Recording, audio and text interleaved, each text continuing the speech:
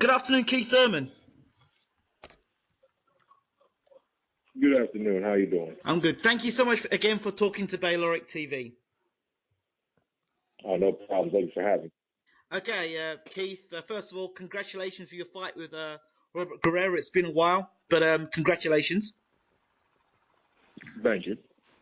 So, in a brief overview of the fight, what was it like now fighting what a lot of people considered the toughest fight of your career so far? Was there a difference?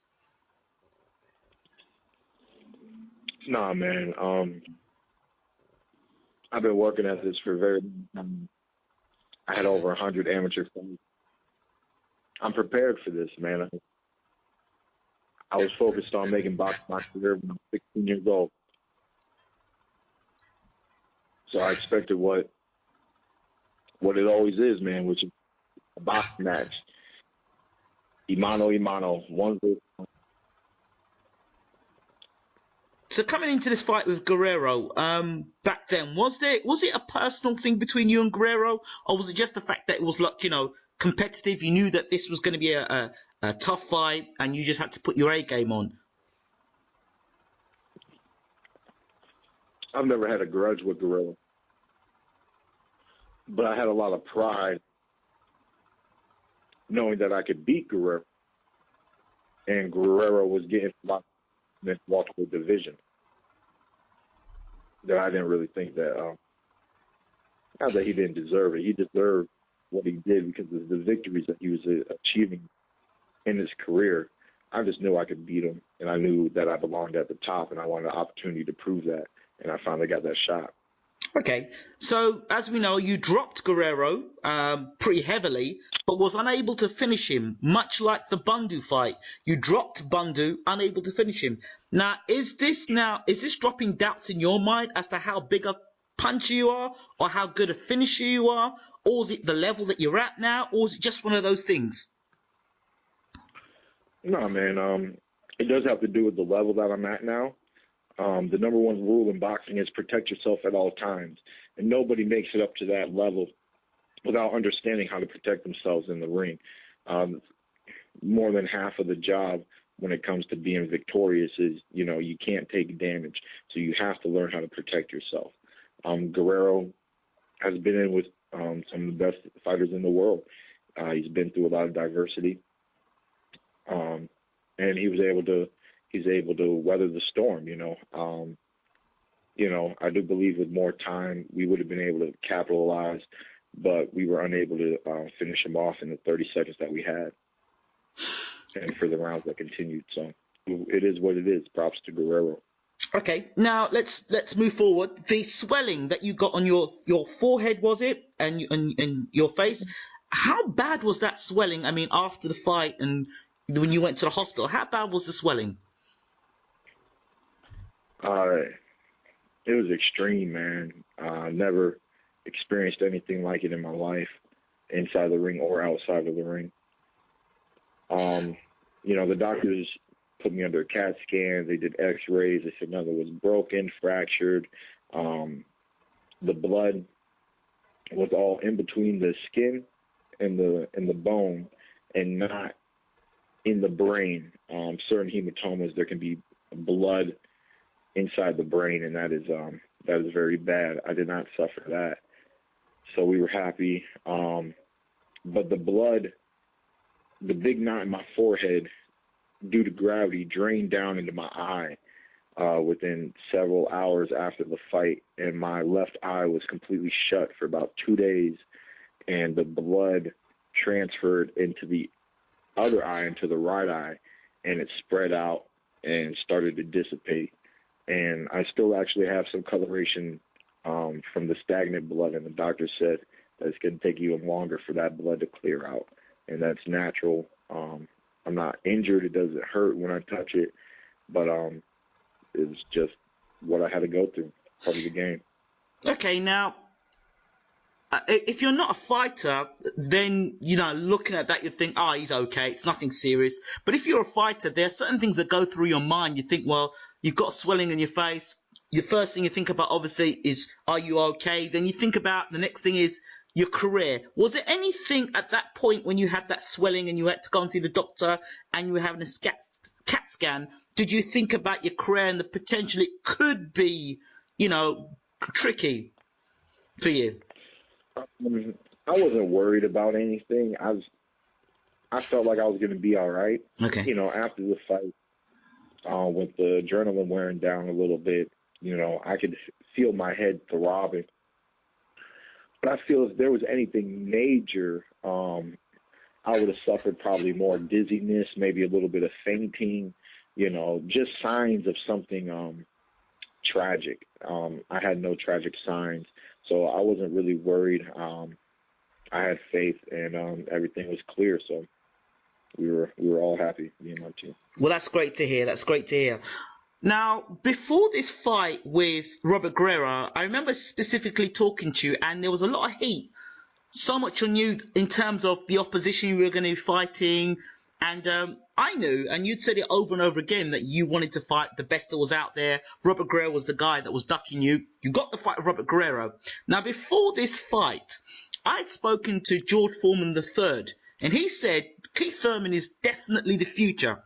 But his assessment of you was that maybe, you need to be not in so many tough fights, and maybe in 2 years from now, maybe then you should be gunning to become undisputed, maybe welterweight champion, rather than now where you're in a position where, you could be fighting top fighters over and over again. Now, this was before the whole PBC thing came out with Al Heyman, because a lot of people saying, what's Al Heyman doing?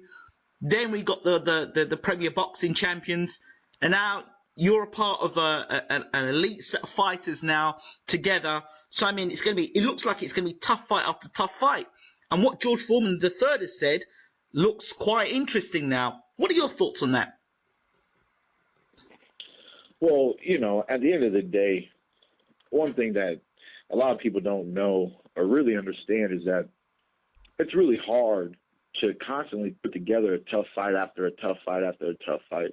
You can go on a little string of whatnot, but in the world of boxing, the way that I see it when it comes to matchmaking is that at the end of the day, it really all has to do with timing.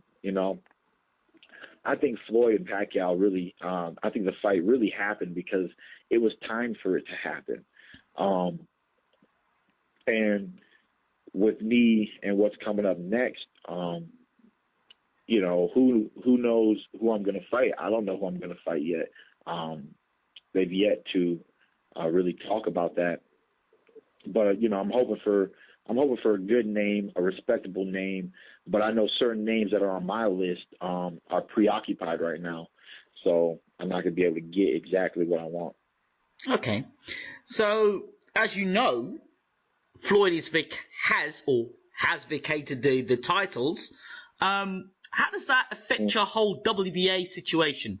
Because the last time I heard, you were the WBA champion, but yet we know that Floyd was the super champion. So how does that work?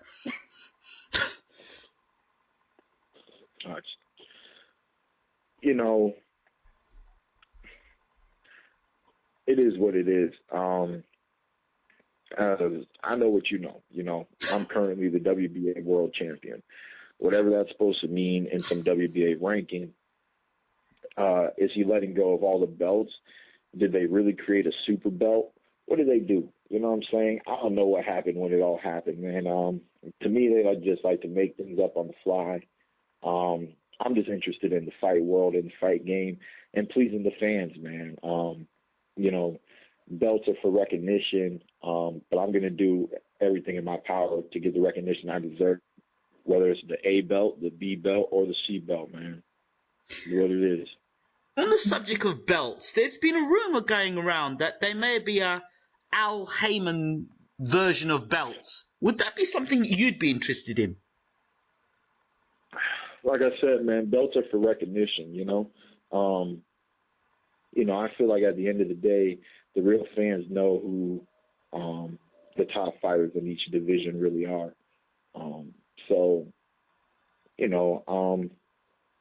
It depends, man. I wouldn't decline a new belt, especially depending on what kind of rules come with it. You know, how do they force the mandatories? Is it going to be one that's going to be, you know, a little bit more proper and not allow champions, no matter whom that fighter is, to duck mandatories, you know? So, I mean, I think boxing as a whole sport has a lot of room to grow. Mm-hmm. But it is what it is, man. I'm here. I'm competing in the welterweight division. I'm giving it my all. Okay, the result of Pacquiao and Mayweather, and of course now Pacquiao saying he had a shoulder injury and all the rest of it. What's your take on the result of the fight and how that affects world boxing and Keith Thurman? Well, you know, I enjoyed the fight for the most part. It was a good fight. It was a beautiful performance on Mayweather's behalf. I did expect more out of Pacquiao. I do not think that more would have actually got him victorious, but I just expected more. I expected a little bit more back and forth, a little bit more of a tennis match with Floyd still pulling out on top. Mm-hmm. But with the injury, man, after the fight and a lot of things, you know, I'm not going to say that it's not true. Fighters go through a lot of things. I've fought in extreme conditions early on in my career, but I ended up being victorious, you know. So I don't think a fighter should chance things. I think they should only do what they know they can do. And if he knew, you know, he's fighting pound for pound the best, and he wasn't 100%, and I think it's just unprofessional and not fair to the fans to not announce that ahead of time and postpone the date. You know, everybody waited a long time already for the fight. I think they could have waited a little longer if it would have had Manny Pacquiao putting on a better show, because I don't think the performance deserves a rematch.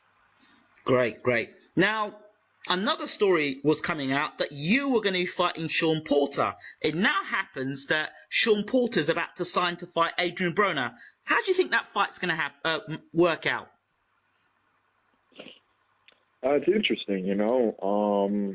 I'm not going to be surprised if a lot of people favor Shawn Porter in the fight, only due to Shawn Porter's fight style. He's highly aggressive.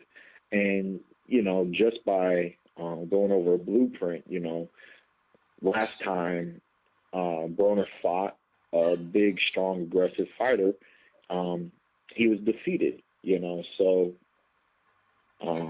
you know, I do know my boy Shawn, you know, is the bigger fighter, you know, a true welterweight, naturally bigger, naturally stronger, and he's going to bring it, you know, he's going to give it his all. AB obviously wants to make a statement, and we'll see what he's learned at this level and see what kind of adjustments he makes to pull off the victory and how he handles a bigger, stronger fighter.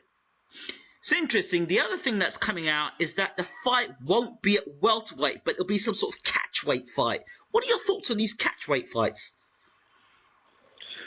It is what it is, you know. You want to negotiate, you negotiate, man. That's what the fight game is really all about.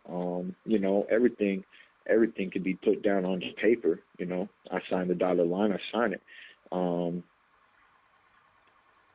You know, I think it's wise for AB to fight at a catchweight because, like I just stated, you know, Shawn Porter is naturally bigger. One thing that people might not know about Shawn Porter is that he competed at 165 pounds as an amateur.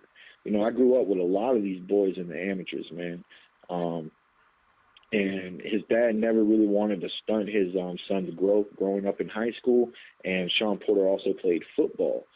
So, you know, he's naturally just big, and eventually when they decided to turn pro in boxing and really, you know, go at it into the rankings, because of his height, it was wise for them to move down into the welterweight division, and they made a nice adjustment, and they settled in at 147.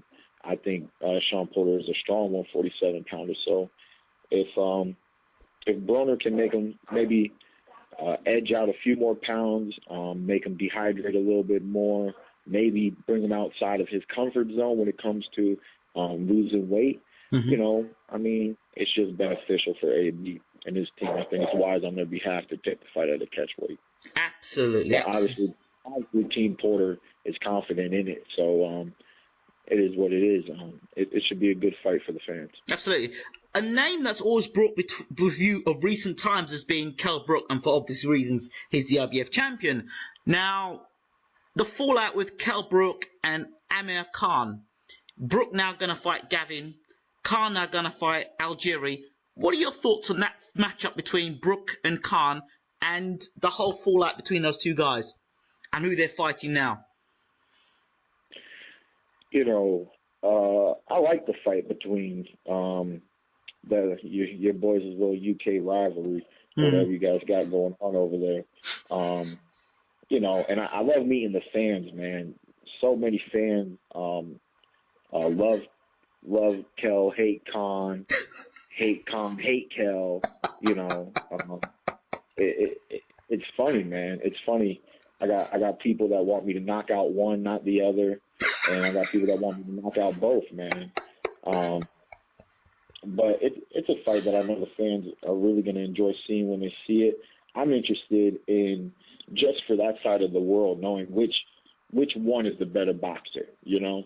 I'll say that I lean towards Kell Brook, and the reason why I lean towards Kell Brook is because I think he's underestimated. I think he does his job very simple. I think he does it well, and because it's simple and well, I believe people underestimate his overall skills and talent. On the flip side, I also believe that he's just bigger, you know. At 147, you know, I don't know how many advantages Amir's going to have besides possibly the speed advantage. So I'm interested, you know, I do 60-40 Kell Brook is how I look at that fight. Okay. Let's talk about you and this thing about this mythical pound for pound and Keith Thurman in the welterweight division. A lot of people think that you're the heir to the throne to Mayweather. Should he and when he retires and Pacquiao fades into the distance, there's going to be Keith Thurman standing.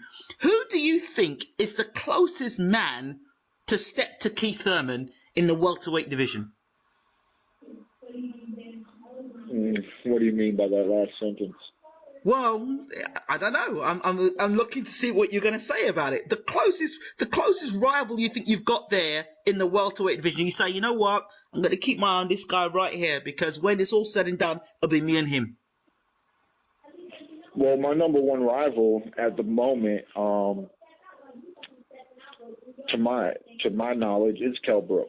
Right. And the reason being is because there is 3 undefeated fighters in the welterweight division that are currently in the top 10. Floyd Mayweather, Kell Brook, and Keith one-time Thurman. So with Floyd's age, if he slides out and goes into retirement, and then me and Kell are left, I take care of Brook. You know, I'm the only man standing that's undefeated in the top 10 of the welterweight division. So that's another reason why I give Kell the respect that I give him. Great. I'm going to wrap this up, but in terms of when you were first announced on the world scene and you were talking and saying you were going to knock this person out and knock that person out, that's the confident guy that you are. And I've grown to understand who Keith Thurman is in terms of, I am who I am. I'm a fighter. I'm not going to duck anybody. That's fine. And there are the fight fans that enjoy that. But of recent times, there are fight fans that are saying, well, he's just talking. He's not delivering the knockouts. Do you feel any need to have to please the fans more by trying harder? Or do you just think, well, you know what? Some people are going to love me. Some people are going to hate me. I'm just going to do my business.